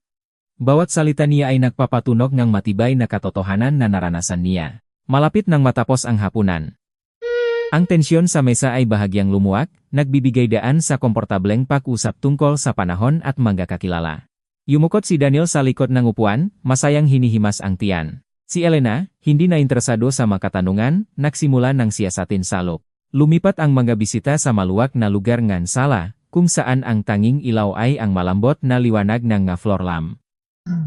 Ang tingin ni Elena ay nakatuon sa malayo na sulok ng silid. Dun, katabingang malawak na bintana, ay isang malaki at lumang piano. Ang instrumento ay gawa sa ebony na kahoy, may inlay na mother of pearl, isang tunay na obra mula sa huling bahagi ng ika-10 siglo. Binili ito ni Georgie sa isang pribadong auction 5 taon na ang nakalipas para lamang sa katanyagan. Nakatayo ang piano doon tulad ng isang walang buhay na museo. Hindi pa kahit na sino ang nakbukas ng mabigat na takip nito. Kahangka-hangka. Lumakat si Elena ng mas malapit, pinakmasdan ang anumang piano na may perpektong makintap na pintura.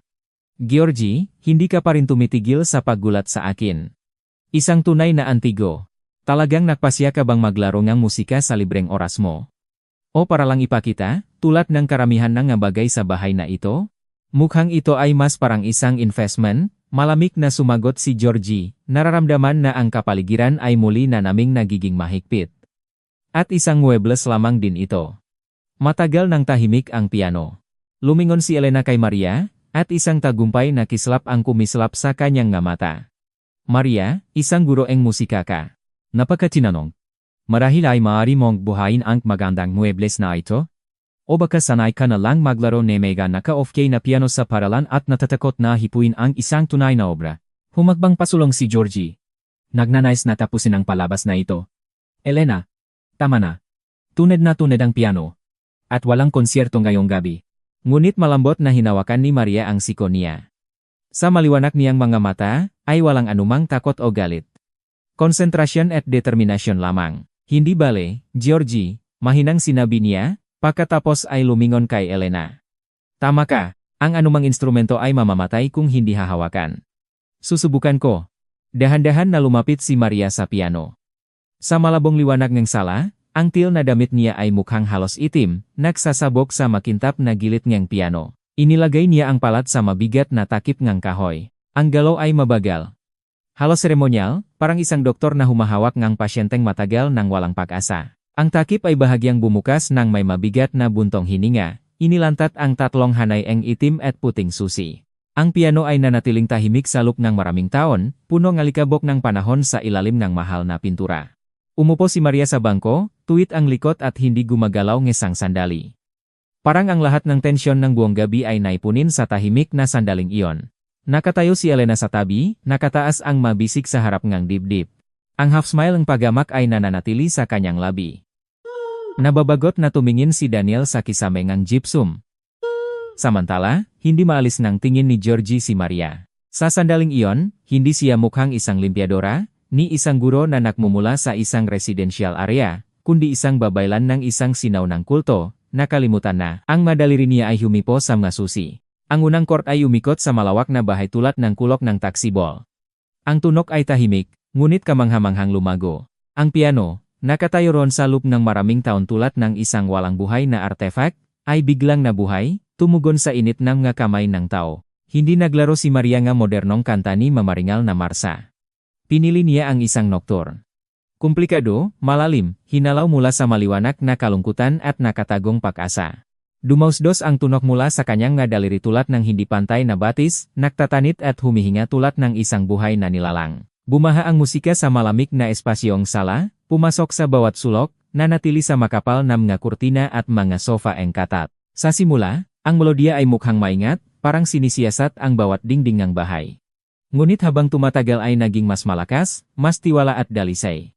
Nagahatid itong sakit ng pakawala, ng kapaitan ng kalungkutan, ng mahabang gabi na walang tulog, at ng isang tahimik at matatak na pananalik na pagkatapos ng pinakamadilim na gabi, tiyak na darating ang madaling araw. Naramdaman ni Georgie ang isang hindi kanais-nais na mga kilabot na dumaan sa kanyang likod, at agad itong pinalitan ng isang mainit na alon.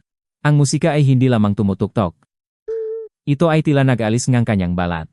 Ang eko ng kanyang sariling sakit, maingat na itinago sa ma-fault at bang-fault, ay sumabog, pinalaki ng maraming beses ng talentong ngang babaeng ito. Naalala niya ang larawan ni Alice sa silid aklatan, naalala ang bakanteng tingin ng kanyang dating asawa nang isara niya ang pintuan. Naalala niya ang bawat gabi na hindi makatulog sa malawak at malamig na bahay na ito. Tinanaw niya ang mabisita. Hindi na nakatitig sa kisame si Daniel. Umupo siya ng nakabaluktot, ang siko sa tuhod, nakatitig sa sahig.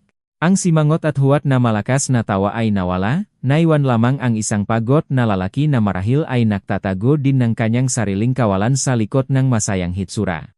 Natuliro si Elena. Ang kanyang makamay ay dahan-dahang nahulog pababa. Ang mapanhamak na ngiti ay nawala mula, sa kanyang muka, pinalitan ng tunay na pakamangha, halos takot. Sa sandaling iyon, hindi na siya isang babae ng mataas na lipunan. Isa lamang siyang babaeng ang kaluluwa ay hinawakan ng tunay na sining. Dahan-dahan na lumapit si Miguel sa piano at tumigil sa tabi ngang bangko, ang namatang puno ngang pakamangha ay hindi umalis sa makamay ngang tita. Para sa kanya, palagi itong salamangkra, ngunit ngayon ay nakikita ng lahat ang mahika. Naglaro si Maria na parang wala ng ibang tao sa silid. Ang kanyang mga mata ay bahagyang sarado, ang balikat ay bahagyang umuga sa melodiya. Ibinuhos niya ang lahat ng nakatimping malambot na damdamin sa lumang piano na ito lahat ng pagod mula sa magabing nagtatrabaho na may timba at mop, lahat ng pagmamahal para sa batang nagsusuot ng salamin. Hindi siya nagsisikap na patunayan ang anumang bagay kay Elena o kay Daniel. Nakikipag-usap lamang siya sa kaluluwa ng bahay na ito. Ang huling tunok ay dahan-dahang humina, natunaw sa mataas na kisame. Ngunit ang pakabog ng tunok ay mukhang nanatili pa rin sa hangin. Dahan-dahang ibinaba ni Maria ang kanyang nga kamay sa kanyang tuhod at binuksan ang kanyang nga mata. Ang katahimikan pagkatapos ng musika ay may ibang kalikasan kumpara sa katahimikan ng pagtanggap sa bisita sa pintuan. Hindi ito ang kawalan ng katahimikan, kundi ang katahimikan ng pagkabigla. Si Daniel ang unang pumutol ng tahimikan. Mabigat siyang tumayo mula sa upuan at inubo, parang hinihilap. "Oh, Georgie." Paos niyang sinabi, hindi tumingin sa kaibigan. "Binabalik ko ang aking sinabi. Rizal, sige mayroon kang kamangha-manghang babae. Alagaan mo siya." Yumukot ng tahimik si Elena. Ang kanyang kahinahunan ay ganap na nawala. Mukhang siya ay nalito at hindi inaasahang tahimik. Kahanga-hanga. "Maria," tapat niyang sinabi, tinipon ang kanyang makapal na fur coat. "Salamat sa iyo. Siguro kailangan na naming umalis. Si Daniel ay kailangang mamaneho ng maaga bukas. Ang paalam ay maiksi." Walang matagal na yakapan ni malakas na pangako ngang mabilis na pagkikita. Nagmadaling umalis ang nga bisita, parang natatakot na ang biglaang katapatan na ito ay mahawahan. Nang ang mabigat na uwak na pintuan ay sarado na sa likod nina Daniel at Elena, si Georgie ay nagisa sa koridor. Nakatayo siya sa malabong dilim, nakikinig sa tunok ng sasakyan na lumayo. Ang kaguluhan ay nananaig sa loob niya. Nakumpleto na ang kasunduan. Napanatili niya ang kanyang mukha sa harap ng mga kaibigan, ngunit sa ilang kadahilanan, ang tagumpay na ito ay mukhang pinakamasamang kabiguan ng kanyang buhay. Dahan-dahang pumasok siya sa sala.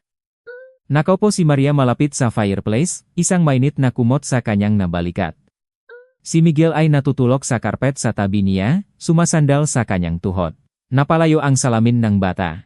Malambot na hinimas ni Maria ang buhok ng bata. Umalis na sila, mahinang sinabi ni Georgie, biglang huminto. "Narinig ko." Hindi siya itinaas ang ulo. "Tapos na ang ating kasunduan, Georgie Cruz, nailigtas na ang iyong reputasyon. Bukas tayo tatawag ng taksi at alis." Ang masalita ay parang malakas na hampas sa kanya. "Isang kasunduan. Alis tayo bukas." Tumingin siya sa babae, na sa loob lamang ng isang gabi ay pinuno ang kanyang bahay ng buhay, liwanag, at musika.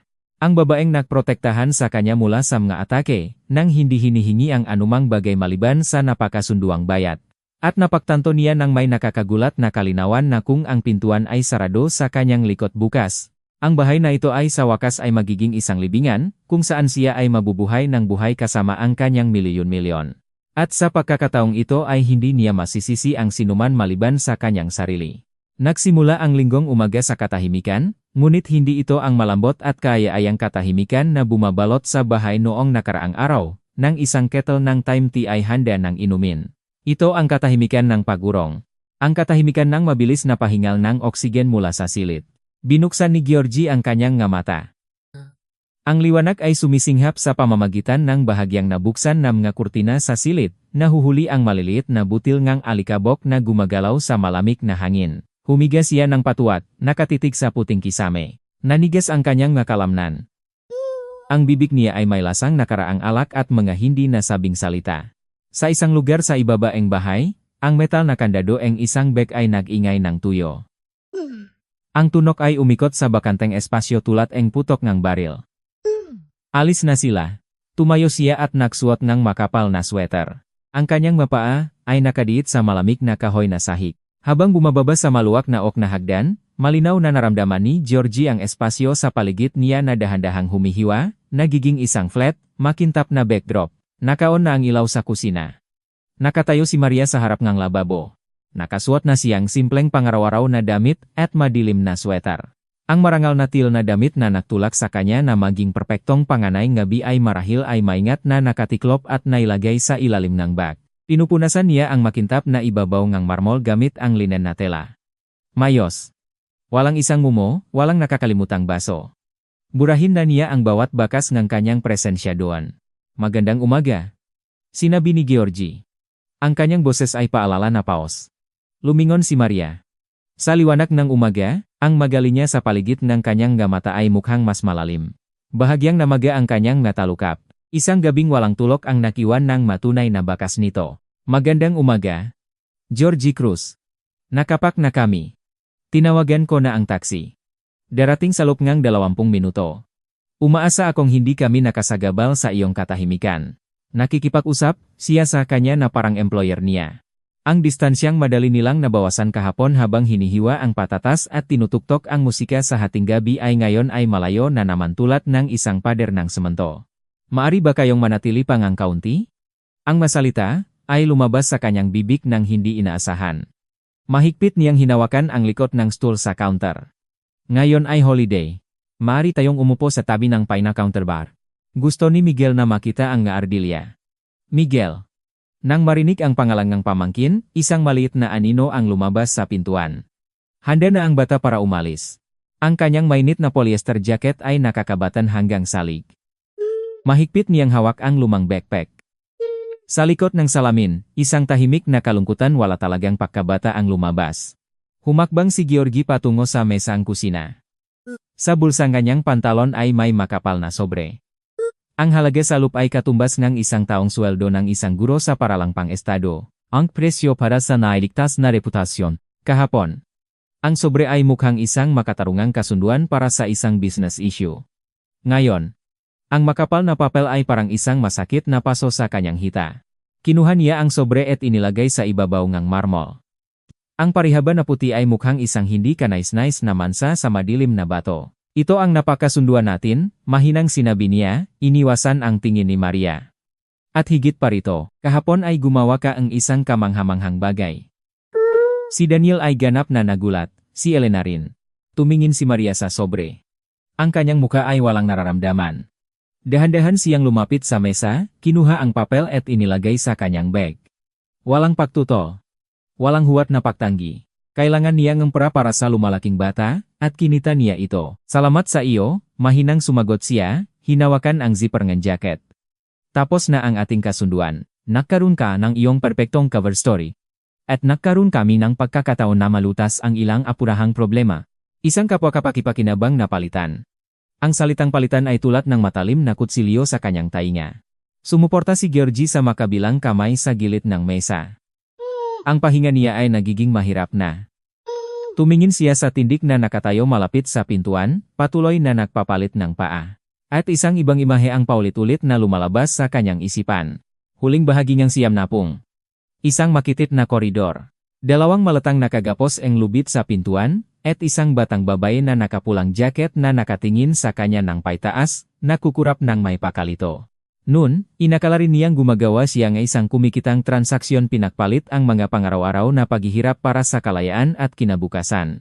Nag-iwan siya ang isang gusot na piso sa harap ng pinto, lumingon at lumabas. Ngayon, ang kasaysayan ay umulit ng may nakakatakot na katumpakan at kabaliktaran. Muli, isang babae na nagsisikap na mabuhay. Muli, isang batang tumingin sa kanya ng matalino at mapagpatawad. At muli, ang severance payment ay nasa mesa. Tanging ngayon, hindi niya tinatakas ang kanyang sarili, tinatakas niya sila. Tinatakas niya sila dahil sa duwak na takot sa loop, dahil sa nakakatakot na takot na hayaan ang mabuhay na tao na pumasok sa kanyang sterilized, maingat na isinayos na espasyo. Miguel, lumabas si George mula sa mesa at lumapit sa bata. Yumukod ang lalaki para pantayin ang kanilang mga mata. Nangako ako sa iyong isang aklat tungkol sa Maindio. Kinuha niya ang isang makapal na hardcover mula sa look ng kanyang wool jacket, isang illustrated edition ng Florante at Laura, maingat na nahanap mula sa isang maalikabok na sulok ng silid-aklatan ng maaga pa. Tanggapin mo ito ang tunay na mga pakikipagsapalaran ng matapang na lalaki. Maingat na tinanggap ng bata ang regalo. Ang kanyang mahabang manipis na mandaliri ay malambot na hinipit ang makinis na cover. Salamat po, Georgie Cruz. Mahinang sumagot niya, itinaas ang ulo. Hindi na po kayo mag-isa pa, hindi ba? Ang tanong ay tumulak ng direkta sa puso ni Georgie, pinagbawal siyang huminga. Naninigas si Georgie, parang binatukan ng kidlat. Sinabi ni Tita Maria na nag-isa ka sa napakalaking bahay na iyan dahil malamig ka sa loop, ipinaliwanag ng bata, ganap na hindi alam ang malalim na sugat na tinatagong ang kanyang tapat na pagkabata. Ngunit nakita na tayo ngayon. Maari kaming bumisita. Si Tita ay mahusay na gumagawa na palpay. Isang mabigat na pakiramdam ang kumakalat sa dibdib ni Georgie. Tumingin siya kay Maria. Lumingon siya sa bintana, nagpapanggap na inayos ang strap ng bag. Ngunit napansin niya ang nanigas na balikat nito. Isang maikling. Maingay na beep ang tumunok mula sa kalye. Ang taksi ay huminto sa harap ng mataas na bakal na bakot. Tapos na ang oras. Mabilis na kinuha ni Maria ang kanyang gamit at nagsuot ang matandang sandstone na kulay na jacket. Kailangan na nating umalis. Malakas ang boses niya. Miguel. Magpalam na. Kailangan pang magtakbo ng sasakyan sa buong lungsod. Baka may traffic. Dahan-dahang tumayo si Georgie ng tuwid. Kailangan niyang magsabi niyang isang bagay na mahalaga, pigilan sila sa pintuan, aminin na ang maluho at palasyo na ito ay muling magiging libingan kung wala sila. Nasa unang pagkakataon pakaraan ng 15 taon ay naramdaman niyang totu siyang tao, hindi lamang isang kasangkapan ng kumikita. Ngunit matagal na. Ang ugali niyang pagtatago ang kahinaan sa ilalim ng makapal na baluti ay lalong naging malakas. Ang kanyang panga ay walang malay na nagsimulang umata. Ang pagmamalaki, ang pangit na baluti na malalim na naka-embed sa kanyang laman, ay nagpigil sa kanya na makapagsalita. Paalam, Maria, pilit niyang sinabi, naramdaman ang mapait na lasa ang abo sa kanyang tuyong labi. Mapalat ka sana. Tinitigan siya nito ng matalim at maliwanag na tingin. Sa tingin na iyon ay walang paghatol o masakit na sa mangelup, isang malalim at walang katapusang pagsisisi lamang para sa mabagay na hindi nangyari. Ang kaligayahan ay pumupunta lamang sa managaral, mahinang sinabi niya ngang sipi mula sa Rizal na pinag-usapan nila sa kusina. Paalam. At tandaan ang iyong pangako sa silid-aklatan. Malambot na hinawakan niya ang kamay ni Miguel at tiwala na humakbang sa pintuan. Ang mabigat na pinto sa harap ay dahan-dahang nagsara. Tinitigan ni Georgie ang patuloy na lumiliit na puwang habang bumababa sila sa mabaitang. Ang taglagas na hangin ay walang-awang nagpapalipat ng laylayan ng kanyang manipis na jacket. Ang gitunog nega pagkakarong negakandado ay parang giutuze nega korche. Si Georgie ay nagisa sa maluwak na bulwagan. Nakinig siya. Wala ng ibang bagay sa bahay. Wala ng masarap na amoy ng thyme, walang tunog ng batang nag-aawit, walang makintap na ningning ng alak. Ang pagupos lamang ng heating system at ang nakakatakot na lamig ng marmol na sahig. Ang katahimikan ay nakakainis. Mayroon itong bigat, kulay, at isang hindi malalampasan na density. Bumabalot ito kay Georgie sa isang makapal na kulungan, inalis ang kanyang kakayahang gumalaw. Nakatitik siya sa malaking ok na pintuan kung saan nawala sina Maria at Miguel, at naramdaman ang mahulingkutang kanyang huwat na pagmamalaki na gumuho sa loop niya ng may maingay na pagsabok. Bakit nagdayo siya ng kuta na ito? Para tumayo sa gitna ng marble magnificence na ito. Isang lalaking ganap na nawasak. Sa edad na 45. Ang tingin niya ay tumigil sa isang maliit na detalye. Isang gusot na pirasong plastik na pambalot ng peppermint candy ang nakalagay sa telangang upuan sa koridor. Nahulog ito ni Miguel habang nagsusuot ng jacket. Ang maliit na piraso ng papel na ito, kakaibang ito, ay mukhang mas totu, mas maliwanag, at mas mahalaga kaysa sa lahat ng koleksyon ng antigo sa Nardang Mansion na ito. Ang kaligayahan ay pumupunta lamang sa managaral. Ang salita ay umikot sa kanyang ulo sa pamamagitan ng malalim at masayang boses ni Maria, isang babaeng nakaunawa, na marunong makilala ang walang buhay na metalik na liwanag mula sa buhay na init ng isang tao. Bigla siyang lumikot. Malakas niyang hinila ang mabigat na pinto sa harap, kahit hindi na siya naglilingon sa mainit na cashmere jacket sa tapat. Lumabas siya sa balkonahe na may manipis na jacket lamang. Isang taglagas na hangin ang malakas na tumama sa kanyang muha. Walang awang ginulo ang kanyang buhok. Ang malamig na hangin ay sungsungan sa buto. Isang dilaw na kotse na may checkerboard na pattern sa tagiliran ay dahan-dahang gumalaw pababa ng daan papunta sa bukas na bakal na pintuan. Bumabagal ang driver bago lumabas sa highway. Tumakbo si Georgie. Ang maliliit na bato ay nakpapaingay sa ilalim ng kanyang manipis na natsurang suwalas. Tumakbo siya tulad ng hindi pa niya nagawa mula pa sa maaraw ng pagiging estudyante, ng hirap, lalaban sa nakakatakot na malamig na hangin. Tigil. Ang kanyang sigaw ay umaakit ng isang kawan ng ngauwak mula sa malapit na punong pino. Tigil. Pinikit ng driver ang preno. Ang gulong ay nagingay sa asphalt, nagiwan ng masingaw na amoy nga nasusunog na goma sa hangin. Tumakbo si Georgie patungo sa pinto sa likod at malakas na hinila ang malamig na metal na hawakan. Lumingon si Maria, nagulat. Mahigpit na hawak ng kanyang kamay ang strap ng bag. Si Miguel ay dumidikit sa salamin sa kabilang panik, malaki ang mga mata sa likod ng salamin. Hihinga si Georgie. Puting usok ang umaalap mula sa kanyang bibig. Tumingin lamang siya kay Maria. Georgie Cruz, ano ang nangyari? Nakalimutan mo bang isang bagay? Nakalimutan ko ang lahat, hihinga siya. Inilagay ang palat sa kisamengang kotse. Nakalimutan ko kung ano ang pakiramdam ng mabuhay. Maria, hindi ka maaring umalis. Hindi mo magagawa. Maari mo. Inubo ang driver ng maingay upang ipahayag ang kanyang kakulangan sa kasiyahan, ngunit hindi siya namagitan. Binaba lamang niya ang volume ng nagsasalitang radyo. Tumingin si Maria sa namumula at hihinga sa mukha ni Georgie at sa manipis niyang sweater na walang silbi laban sa Oktobrang lamig. Tapos na ang ating kasunduan, mahinang sinabi niya, ngunit may bahagyang panginginig. Hayaan mo ang kasunduan, sinabi ni Georgie, nagbawing ang hinga. Ang espasyo sa paligid niya ay sa wakas ay nakabalik-balik ang katatagan. Hayaan ang lahat ng mga papel, kontrata, at sobres na iyon. Sinasamo kita, bumalik ka, hindi bilang isang artista, hindi bilang isa na nagliligtas ng aking reputasyon. Bumalik ka bilang isang taong kailangan ko ng higit sa hangin. Ang bahay ay tahimik kung wala ka. Tahimik ako kung wala ka. Inamin ko iyon. Ako ay isang duwak na nagtago mula sa aking mapakakamali gamit ang pera, ngunit binuksan mo ang aking mga mata. Inyabot niya ang kamay. Ang kanyang mahabang madaliri ay bahagyang nanginginig sa lamig. Pakisuyo. Gusto kong matuto kung paano mahiwang ang patatas. Gusto kong marinig ang musika tuwing gabi. Gusto kong mamuhay ng tapat sa aking sarili. Si Maria ay nanahimik. Ang maluha ay kumikislap sa kanyang malinaw na mga mata, isang bagay na hindi man niya sinubukang itago. Lumingon siya kay Miguel. Tumingin ang bata sa hihinga na lalaki ng ganap na seryosong ekspresyon, pagkatapos ay tiwala na yumukot tulad ng isang may sapat na gulang. Ibinabangang babay ang duffel bag. Ang mainit na palat niya ay nalagay sa malamig na mga daliri ni Georgie. Babalik kami, mahinang sumagot siya. Ngunit sakalangkung tutup din mo ang pangakong ginawa mo sa akin kahapon sa Silid-Aklatan. 6 na buwan pagkatapos, sa gitna ng isang mainit na buwan ng Mayo, puno ngang amoy ngang basa na lupa at mga mumunting bulaklak, si Georgie ay nakatayo sa harap ngang isang lumang metal na pintuan sa isang kalapit na bayan. Sa likod niya, ang makina ngang nakaparadang kotse ay dahan-dahang humihingal. Sina Maria at Miguel ay nasa loop, nagbibigay sa kanya ngang pinakamahalaga sa lahat ng damdamin.